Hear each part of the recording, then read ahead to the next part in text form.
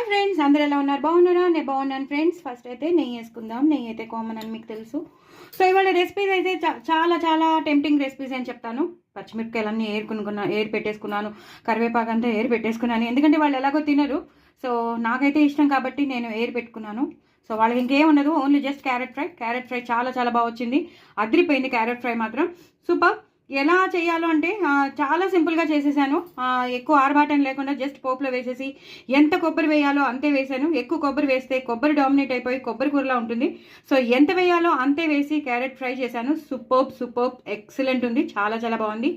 అలాగే పప్పు, మనం పెసరపప్పు చేసుకుంటాం. జస్ట్ మామూలుగా మనం అందులో ఉప్పు కారం వేసేసి జస్ట్ వేసేస్తాం. అలా కాకుండా జస్ట్ లేదు ఉట్టి పెసరపప్పు కూడా చేసేస్తాం. అది మనం అన్నంలో కలిపేసుకుని నెయ్యి వేసుకుని తినేస్తాం.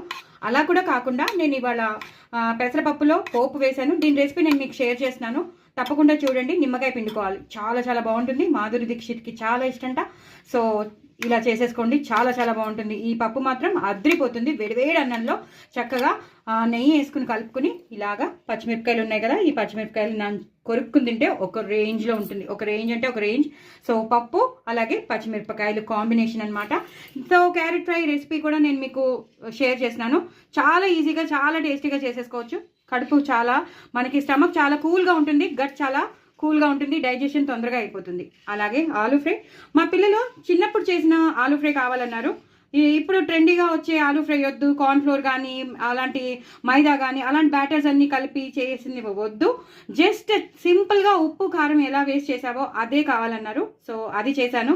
మనకి చాలా ఇష్టం కదా చిన్నప్పటి ఆలూ ఫ్రై, చాలా చాలా బాగుంటుంది కదా. వాళ్ళ కోసం మనం జస్ట్ సింపుల్గా చేసేసేవాళ్ళం కదా, ఇప్పుడు అదే నేను చేశాను.